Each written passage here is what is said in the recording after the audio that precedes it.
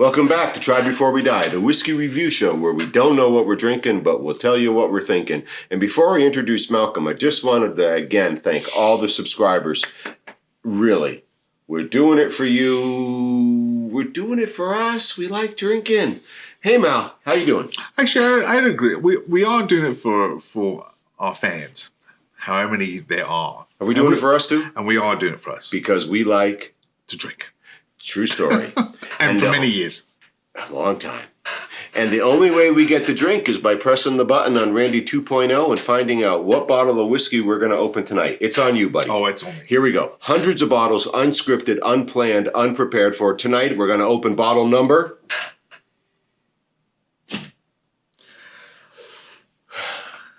Well, 334. That's going to bring us to the second shelf in the snooker room, which I'm going to look over my shoulder, and it's going to be one of two families. We'll see everybody around the corner for bottle 334.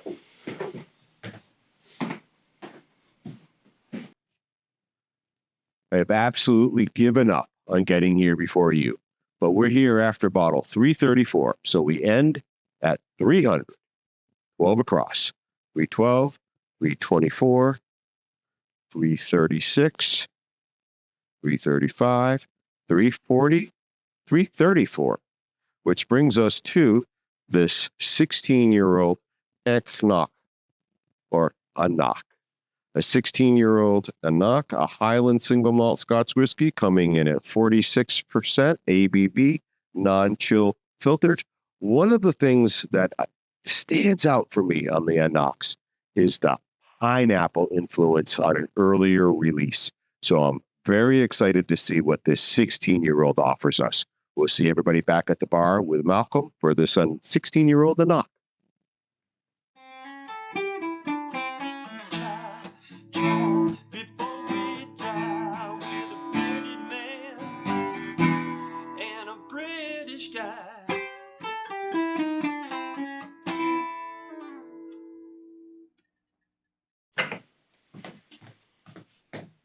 A knock knock. Please don't say the same joke I just heard. Hello, Malcolm. A knock. A knock. anCnoc. Yeah, I don't know where you get that from. I've always wondered where they got that from. It does say right here, pronounced a knock. A knock. All right. So as always, it gets pulled. We open it. We let it breathe. We just go for it. Let's get this one opened. The 16-year-old anCnoc. Now, I recall as I was pulling the bottle that we had the anCnoc, and it might have been the 12-year-old, such heavily pineapple notes. Do you recall that? I remember you saying, so let's just go back on this. So when we did do that, I do vaguely remember it being pineapple-y. There was something about it.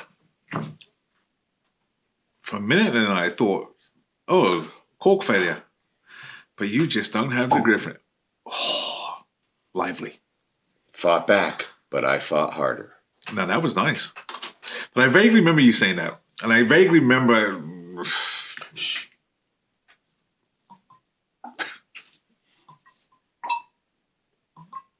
Oh, it's like British music. Do you hear that tin? Go ahead. But I do vaguely remember the pineapple. The pineapple, right. I remember being very surprised by it. So this anCnoc, this 16-year-old Highland single malt, they're saying, wholly matured in American bourbon, which is very common.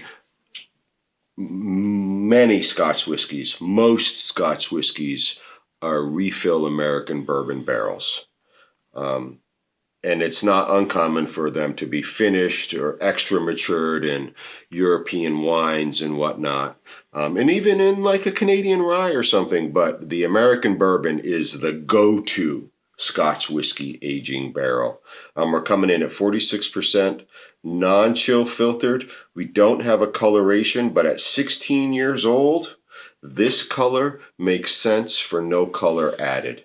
I will add one thing that I really enjoy about the European vernacular and approach to language. It says here on the back of this bottle, anCnoc encourages you to savor this fine single malt responsibly. I love that language. You know, it'd be a good idea to do this responsibly. It leaves the door open. But it leaves the door open. The anCnoc, 16-year-old, 46% ABV, Highland single malt Scotch whiskey, wholly aged in American ex-bourbon barrels. So I'm going to put you on the spot. And this is a question I've been meaning to ask on this show for many years. Mm-hmm. When you hear 16, when you hear 21, when you hear 25, when you hear 18, do you get a feeling that it's going to be special? Do you feel that the age statement, the year statement means that, oh yeah, I've got a good one here? Or do you feel...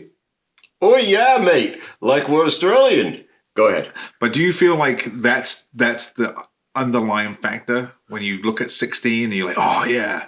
The thing that I'm going to actually answer Malcolm with is this. And he brings up a great point. Marketing is about sales. And sales is about attractiveness, right? And so age statement whiskey is about bringing you in for some unique quality. The thing we have to remember as the end user, the purchaser of Scotch whiskey, single malt in this case, is the age statement is related specifically to the youngest whiskey used in this bottle. Okay. So this particular bottle of 16-year-old anCnoc may have been put together at the distillery to qualify as a single malt, right? All one distillery, all one process, but there could be 16-year-old whiskey in here. Excuse me. There could be 18-year-old whiskey in here, and they could have dumped a 25-year-old barrel in here to give them the flavor profile they were looking for. And by Scotch whiskey law, they have to identify it as a 16-year-old. So to answer your question, when I see an age statement, I keep in mind the truth, which is the age is related to the youngest whiskey in this particular bottle. I think what you were asking me by default was more relegated to the idea of a single barrel where every drop was that age, right? Do you see what I'm saying? Yeah. So if it was a single barrel, every drop of liquid in this bottle would be 16 years old. But this 16-year-old can contain older whiskey, but by Scottish law, the youngest whiskey in the bottle is the age of the whiskey. So I keep that in mind when I see an age statement whiskey. Now, one of the things I appreciate about an age statement whiskey is they're acknowledging this is the youngest whiskey in this bottle, and it's no younger than 16 years old. So let's take out the technical jargon out of this. If you see an older age, do you get more excited? So that's a hard question to answer because, and we're gonna go off script here, and there is no script, but we're gonna go off distillery here, which is really what I meant. Okay, so here's my answer. The Glenmorangie Signet has no age statement, but if you do any research, you will find that there are 30-plus-year-old barrels of whiskey in that product, but they don't put any note of that on the bottle. So do I get excited about an older age statement?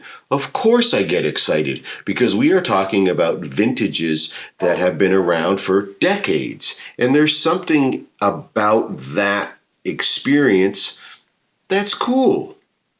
But that doesn't mean that it is the only factor that results in, hot dog, right? It's just one of the things that matter to the quality of a whiskey. Yeah. Is that fair? Yeah, no, that's fair. Right. So, like the whiskeys that we love, the complexity matters. So the complexity around age statement matters. It's not just, this is a 16-year-old. Certainly that's true, but there may be 25-year-old whiskey in this bottle as well. And that's what's cool. All right. And that's the beauty of research, which is why we TBWD fact you as best we can, and you should do your research too. Oh, valid. The anCnoc. 16-year-old Highland single malt Scotch whiskey coming in at 46%, American bourbon barrel. It's clearly labeled, not chill filtered, no coloration statement, but given the age and the color of this whiskey, I would bet we have no coloration added either. Malcolm, what do you got? That's like a gold to me. Like a Rapunzel? Or a Reputa the Buta? Let down your locks of love? If I was going to pick one of the two, I'd do more Rapunzel than Reputa. But yeah, that's like a gold to me. It's like light gold. Could you get lost in this? You must have got lost. But yeah, Malcolm spent some formative years in the 80s. I did. But yeah, that's a gold. It is a gold. It's a very clean liquid. It settles very quickly and it levels off equally fast. Do you agree with that? Yeah, and we always push to the legs and stuff like that. And this is one of those ones where it is really taking its time. 46% ABV. I think one of the things we would consider is this may be holding at the top, waiting to drop. But I see very little evidence. Oh, I got a nice big one. My gosh, look at that teardrop. Yeah. Right, it is in mourning. I mean, there is this huge teardrop leg happening. Oh, I'm seeing them form for you too. Yeah, took a little bit. Yeah. So as noted, and we're going to get to it very quickly here, the anCnoc, and I feel confident in this, the 12-year-old that we opened in the past, was surprisingly pineapple-y. Now, in this particular bottle, and I'm just going to look one last time, Malcolm, and then we're going to try. I do not believe they've given us any tasting to consider. Nope. Double check. There's some words at the bottom. Matured and bottled. Oh, yeah, nothing for us. This is Scotch whiskey, so it's matured and bottled in. What do you want to say? Oak? You want to say sherry? I want to say Scotland. Oh. Let's nose it.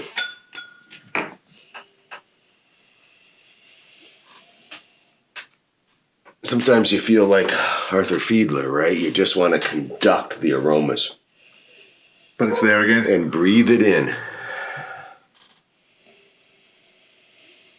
That bourbon experience is present. I find bourbon too sweet as a liquor, but it is just such a wonderful complement after the barrel's been used to hold bourbon originally, when it holds this new spirit, the sweet flavors that are conducted. And that pineapple's there again. Are very good. So Malcolm is reaching for pineapple right off the bat. I'm getting caught up in the bourbon experience on the pleasant side of that trip. And bourbon is a much darker liquor. Yes. Again, the Scotch whiskey experience is so varietal. All right, so I'm going to go back to Malcolm's pineapple. It's the sweetness behind that dark that you keep talking about. I spent some time earlier today off camera with our sound man Kevin, and we were reflecting on some movies. And we came to discussing Tropic Thunder. I know, right? Are you suggesting to me there's something tropical about this whiskey? Yeah, actually, yeah. If you want to say, okay, so let's just base it on what we've experienced. We're saying pineapple, so maybe this is a bias. that I'm just like drawing out because I want to look good. Oh, wow. But there is something tropical about the smell that I'm getting, about the flavors I'm pulling from that smell. And you're right, there's something rich there. Right. It's not a deep Highland malty whiskey. No. It's light. But fragrant, though. There's this tropical element. And if that's going to be pineapple, then that's going to be pineapple.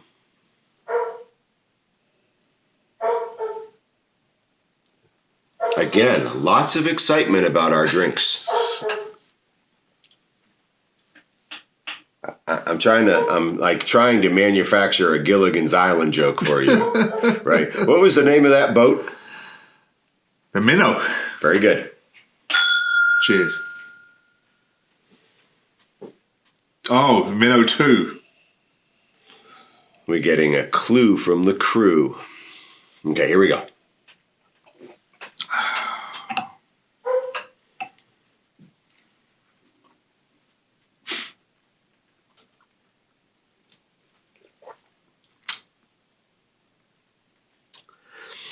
I regenerated it in my mouth quite a bit.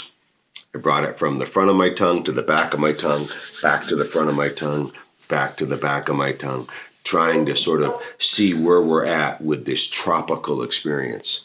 I have some thoughts, but what do you got? Okay, so I'm not going to get into it that much because obviously you've really spun it around your mouth. What I will say is that was probably one of the most abrupt drinks I've ever had. Happening and gone. Gone. And I didn't do the back and forth. So now I'm going to go back in.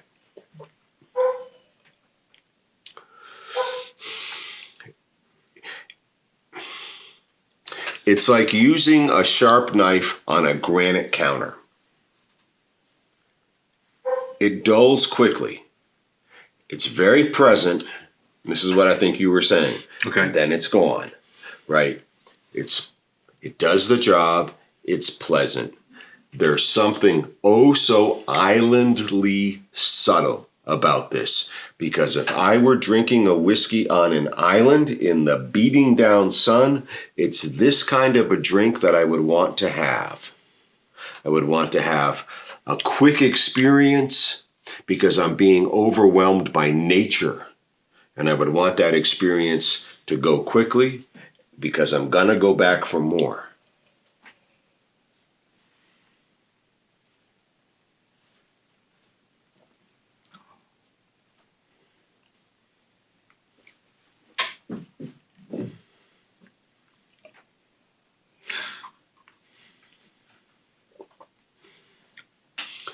Okay.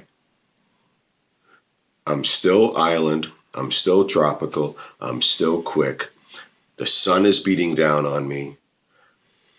I'm wondering what my circumstance is going to yield, but I'm not caught up in the drink as much as I'm enjoying my circumstance, whether it's positive or negative. This is a nice drink for a certain circumstance. Okay, so I appreciate your tropical. And there is definitely a tropical feel about this. There is something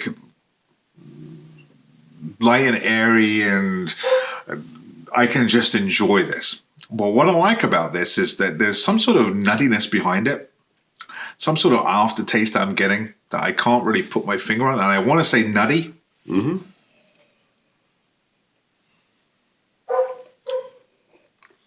That it sort of enhances that pineapple tropical flavoring that we're going to give it.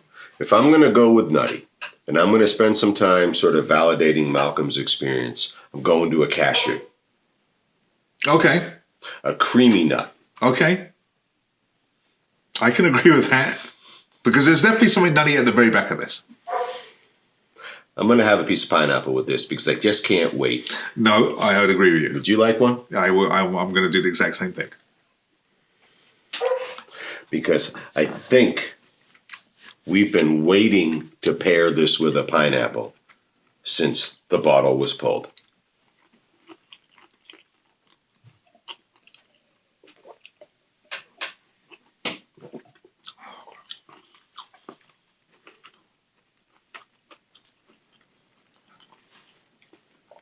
Did that just nasally release a whole bunch of flavors for you?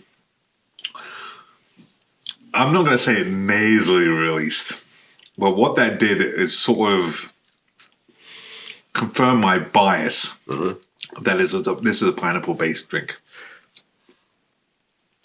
If this drink has three components, front, back, and top is nasal, that pineapple allowed front and back to maintain.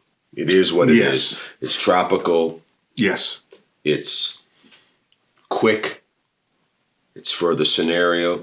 But on the top, nasally, it released an explosion of fruitiness that I wasn't having in my mouth or in the back of my mouth.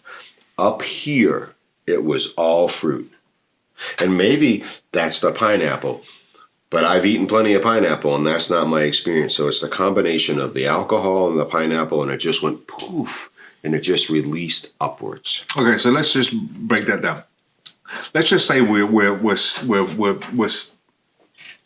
grasping at straws for the pineapple, because that's what we experienced the last time around, right? Mm-hmm. What I would say about the pineapple is that it made this drink, not that it wasn't enjoyable before, what it made this drink was like, oh, here you go. This can work. Yep. This can work. You can drink this with this, and you can enjoy it. So I just handed Malcolm some nice Vermont cheddar, and we're going to end with this thought. My belief is that we have a Chameleon liquor here, and that we're going to eat this creamy aged cheddar and find it to be equally as enjoyable. Chameleon.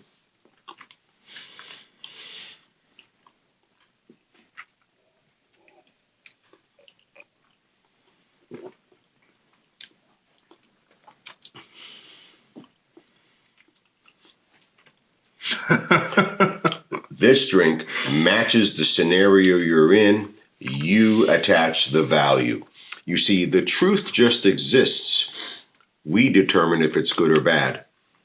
I think that cheddar worked fine with this drink. What I liked about what the cheddar did, it brought the sweetness out of that drink. Mm-hmm. This is a chameleon. Chameleon. Chameleon. I'm going to need you to come a chameleon. And I will say this. I'm not a huge pineapple fan. I'm not a huge cheese fan. But I will tell you that I think the cheese actually makes this drink a little bit more potent than the pineapple did. I think the pineapple complements it really well. I think the cheese just sort of like... We haven't touched on notes that we actually tasted. And sometimes we won't. Because we don't know. But what I like about the cheese is that it made this drink just that little bit more exciting. Stay tuned as Malcolm gets some dreadlocks and changes color. We have the anCnoc, the Chameleon 16-year-old. Let's see what the crew has for us. We really appreciated this drink for what it is. Yeah, no, it was good. All right, here we go.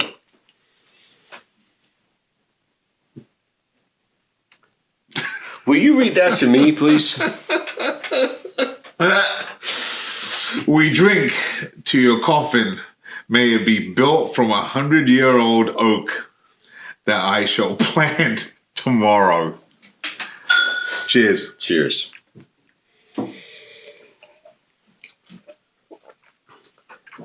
I like that cheese. There's nothing planned about this, and it should be so painfully obvious to the audience. And thanks again to everybody.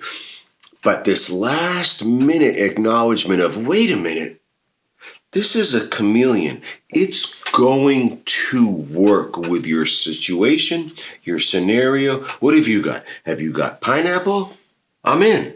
Have you got a 2-year aged cheddar? Yeah, and that'll be good. And I would say it would work with the chocolate as well. Right. This is a whiskey for your situation. That is like actually, when you say that, that is what makes this drink. It's like an enigma, but it's not an enigma.